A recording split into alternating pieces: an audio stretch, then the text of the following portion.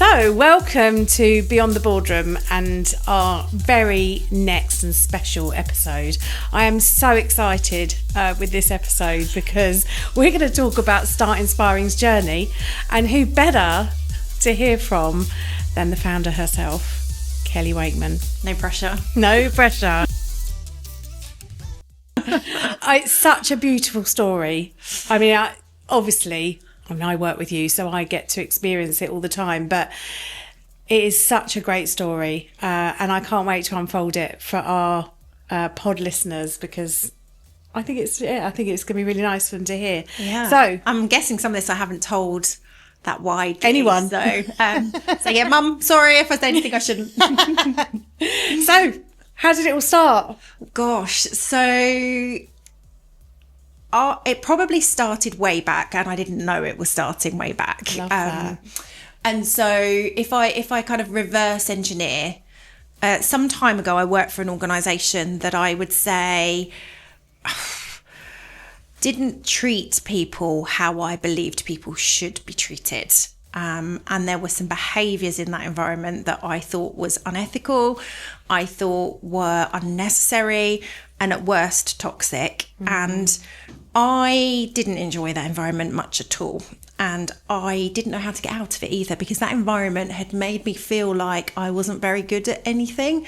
So how was I gonna go and interview for a job and tell people how great I am when I felt like I might cry when they interviewed me? So that's kind of some time back.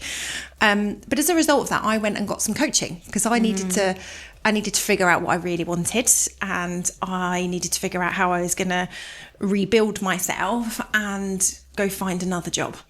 So that experience of coaching itself was really transformational for me. And I ended up getting myself not only another job, I ended up getting myself a much higher level job with a much higher level of responsibility and all the other brilliant stuff that comes with that.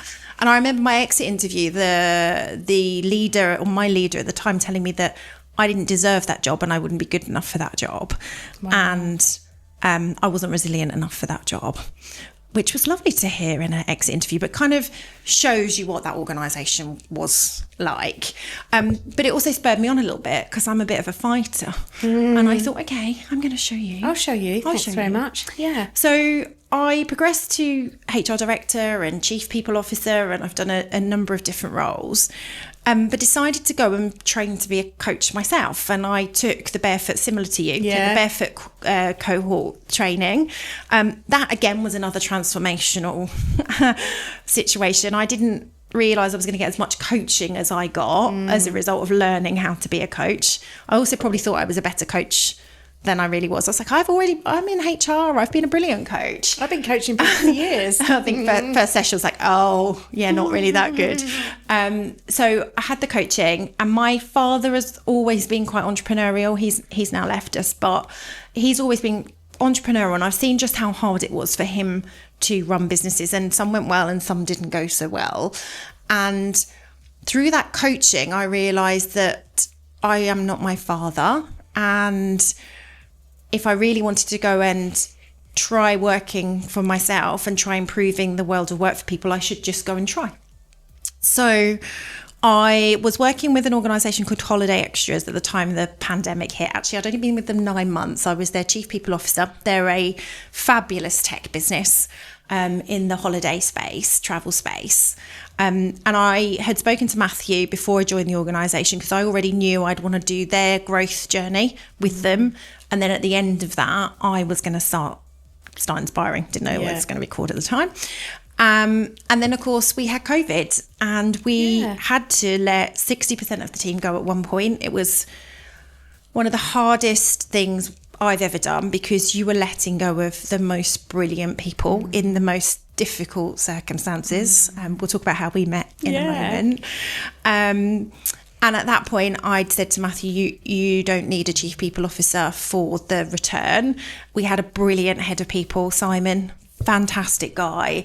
That was what the organisation needed for a few years after COVID. So I took voluntary redundancy and I set up Start Inspiring in the middle of a pandemic. Brave. So brave. Yeah. Start Inspiring's born in its very, very early phase.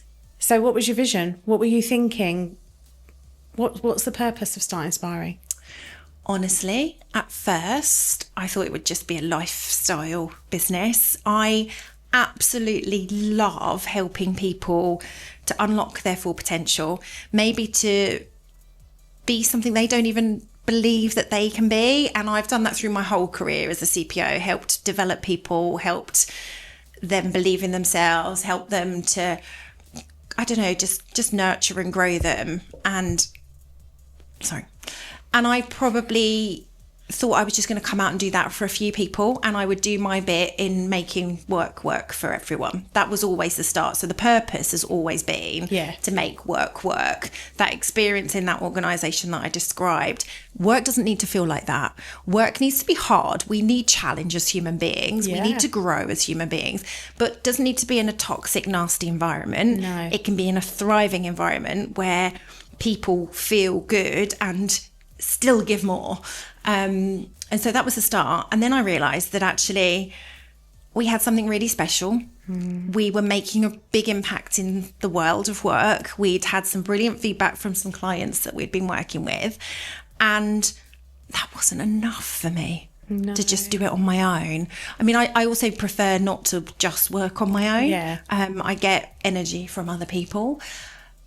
But I wanted to make a bigger impact and still want to make a bigger impact. So then the idea of thinking about it more as an organisation, and how can this organisation or group of inspirers really make an impact on the world of work? Well, the more there are, the bigger the impact, right? Exactly. Yeah, nice. So you've started up.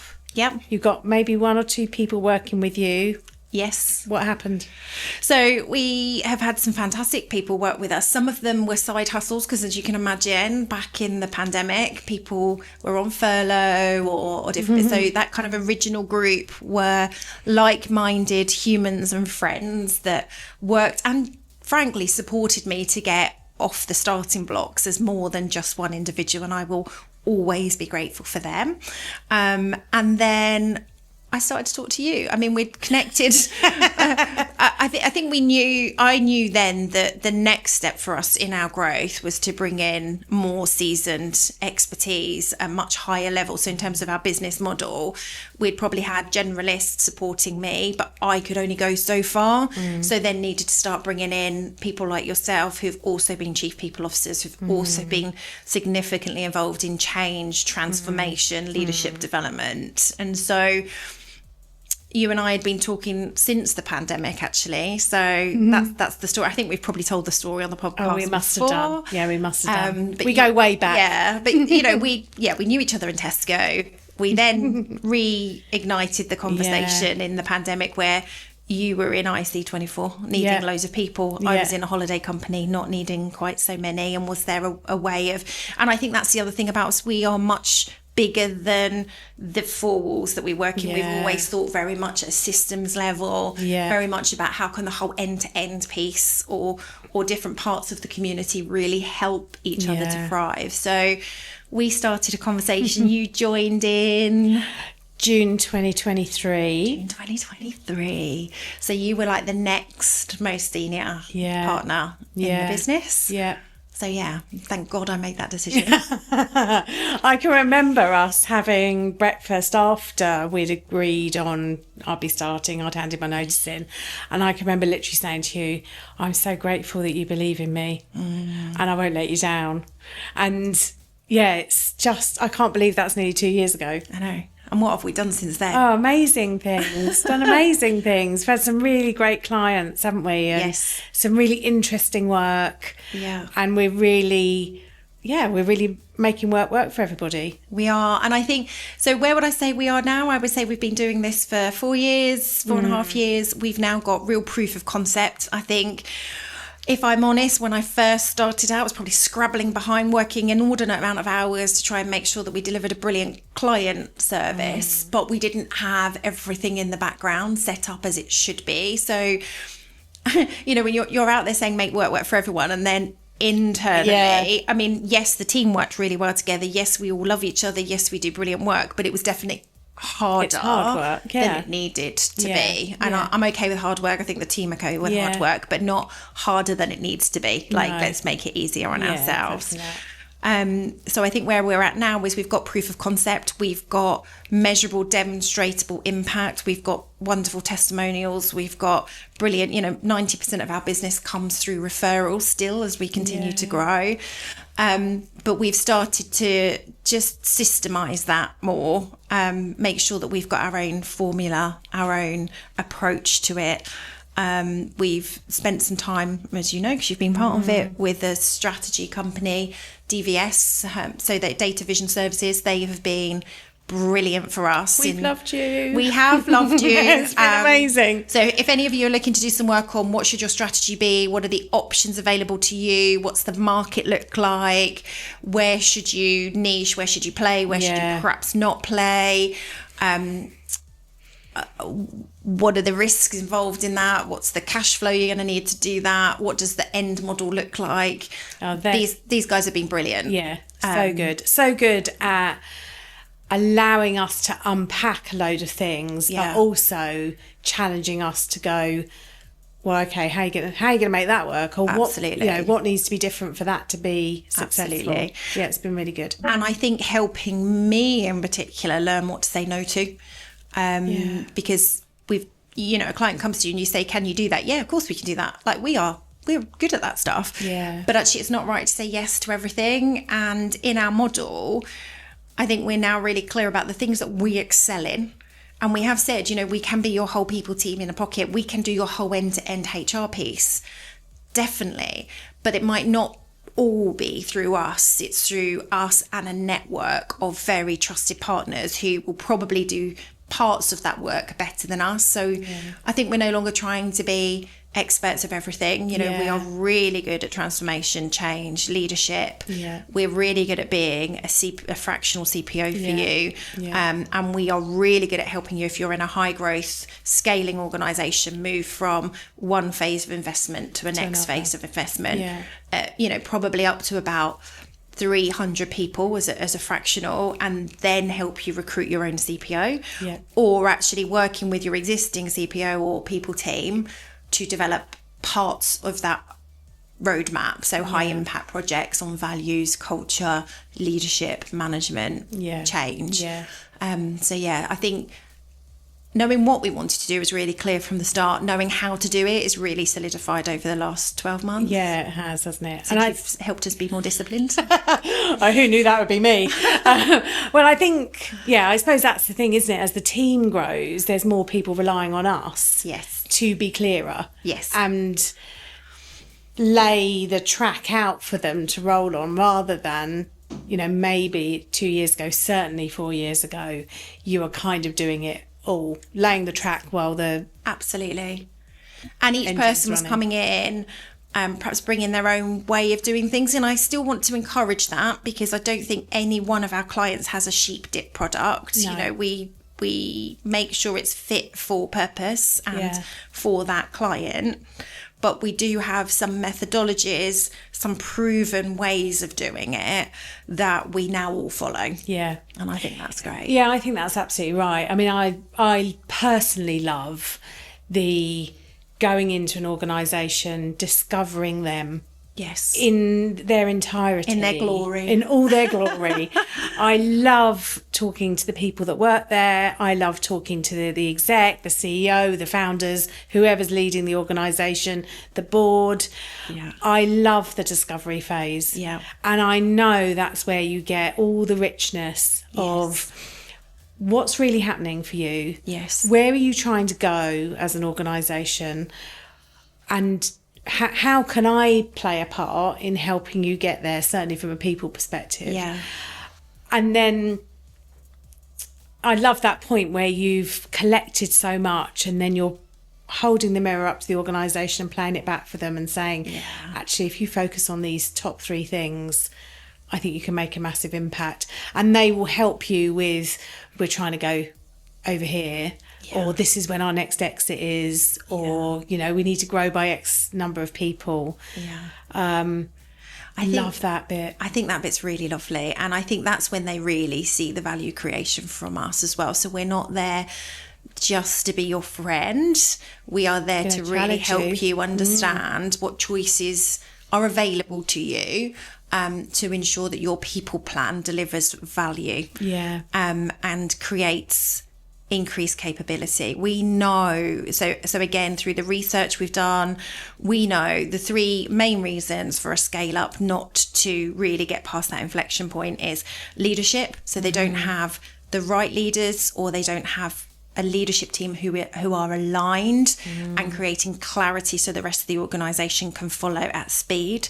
They don't have marketing that's going to really take them from where they are to where they want to go, and that tone of voice, that brand. And thirdly, they haven't really operationalised the system, so as we're talking about, so that, you know, we talk to them about guardrails, don't we? So you have got to give your team the bowling ball. They've got the ball. Yeah. They've got some pins. They now know what you need them to aim for. If you just pull in those guardrails for them, they are going to hit something every time, and they're going to increase their scores. Yeah. But if you don't put some of that stuff in, that's when there is organisational chaos and unnecessary friction and unnecessary waste. Yeah. And so we know a lot of the founders we work with do not want to become corporate. I would agree with them wholeheartedly. Absolutely. Nobody wants to do that. We don't want unnecessary bureaucracy, but we do need some safety rails or some guardrails so that when your people do step out and take on more responsibility, they don't unintentionally break something. Yeah, no, I think that's right.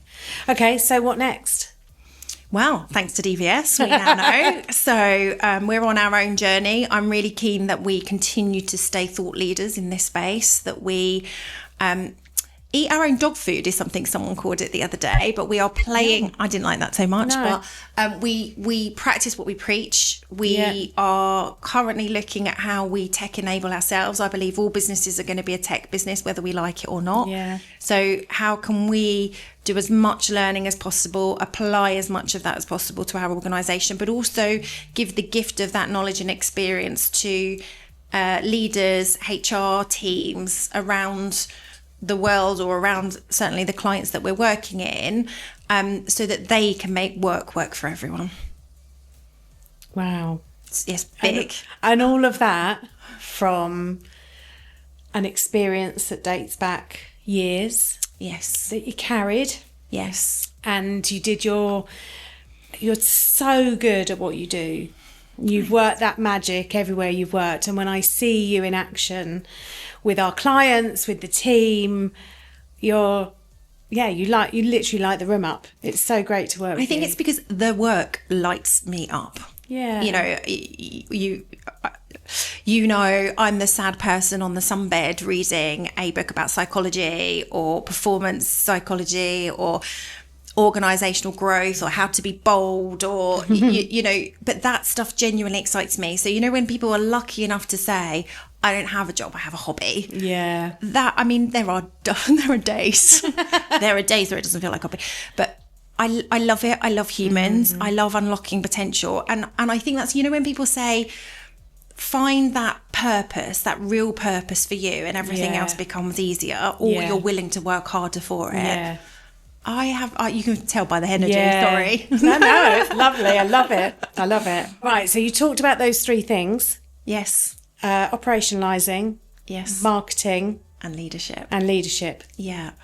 So what are you doing in our organisation? I mean, I know it's a wee thing, but... Yeah, well, exactly those things, actually. And I think what I am doing is being brave right now. So we have done really well until now. We have built up the cash flow. I would say I've treated the organisation more like a donkey than a unicorn in terms of we will grow slow and steady. This is the year where we invest some of the money that we've made, which on paper looks like we might lose money, or at least we will reduce our profit margin for a year or 2. And I think that's the right thing to do. So we need to invest in our growth now. That means financially, but also time. So I won't be out there as much with clients, and I don't need to be, because the team are phenomenal, and you get as good a testimonials and feedback as I've ever got. So what does that mean? So we are investing in marketing. We've brought on a more senior advisor than we've had before. Yeah. We've done some brilliant jobs, especially with the likes of your video team, with some of the podcasts, some of the videos, some of the bits and pieces that we've done. But our marketing has not been a strategy. It's been a number of activities that grow followership and brand, but we now really need to look at, well, what does outbound look like? Yeah. What does inbound look like? What events should we be at? And kind of pull all of that stuff together, because if we want to make an impact on as many people as possible, they need to know that we exist. Yeah. I think from an ops perspective, so we're popping in our own proper CRM now. You've helped with standardization of all of the processes, the customer journey, making sure that we're really clear about what that looks like, and gets us out of some of the work that can now be automated, so that we continue having brilliant conversations and being out there with our clients and potential clients and people that are in our community as well, because that's something we're growing. And then from a leadership point of view is really taking a look at my own leadership. So I have a coach, and I am also part of a program called Quantum Leap that's being run for female leaders who really want to make that quantum leap. They want to be a game changer, a rebel. And I'm attending that on a regular basis to make sure that I'm staying the best version of me, and that I'm doing what you guys need from me in the team. And I'm also very much practicing discipline and not getting overly excited by all of the possibilities, and staying on track for what we've said we want to achieve. And that's really noticeable as someone that works with you, because I can see you now pause. And I'm guessing what goes on in your mind is, if I say yes or no to this, does that take me closer or further away from where we're trying to get to? Absolutely. And then the answer is much more aligned then with where we know we're trying to go. And that's a wonderful thing to see happening. The other real joy, kind of my reflections on the last few months have been, we got together as a team to do some activities. We basically said we were going to have 3 days of sprinting. And the first thing we decided to do was map the customer journey. And what was lovely about that was actually the team going, well, the customer's the most important thing, so can we start there? Yes. And we were like, yes, let's do that.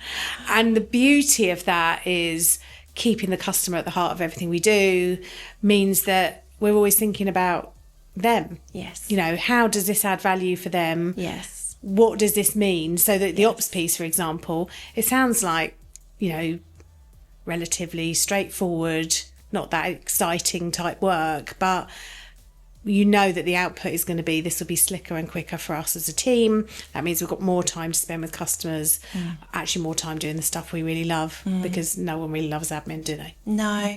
I think the other thing, we had a bit of a conversation the other day, actually. The other thing that is brilliant about this journey is we understand the shoes of the founder and the CEO far greater than we have ever done before. You know, the choices are real, the pain is real. We had a bit of a giggle the other day in perhaps our overinflated expectations of CEOs and founders when we were in the business, and how, you know, and that was me deciding, am I actually going to go in and work with a client on a day, or am I going to be present at the team meeting? And it's probably more important on that occasion, not always. I have not missed one team meeting, but on that occasion, it's the only day the client can do. And for very responsible reasons, we don't want to move the team meeting, because that's normally a choice, right?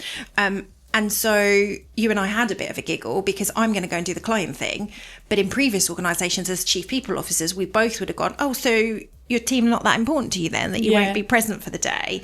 But the reality is, I am serving our team much better, and our clients, but our team much better if I go and do that piece of work that we've just won, because it is moving us closer to where we're trying to get to. But I think we're now able to, and I think the importance then is to communicate that, and for me to delegate that responsibility to the most senior next person in the organisation. That'd be me. That'd be you. But actually, that's how our roles are evolving as well, right? Because you're taking on more and more responsibility in the organisation. Yeah, no, exactly that. So What can our listeners expect from us next?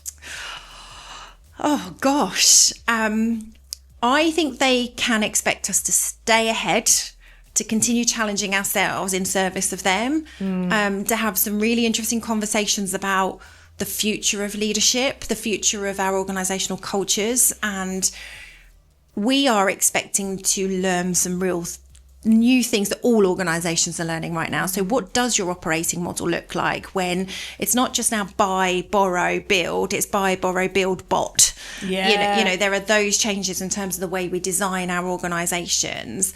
There are lots of conversations about how do we use GAI and various different tools in a way that is also safe and responsible for the teams, for the client's data, for the organisation's data.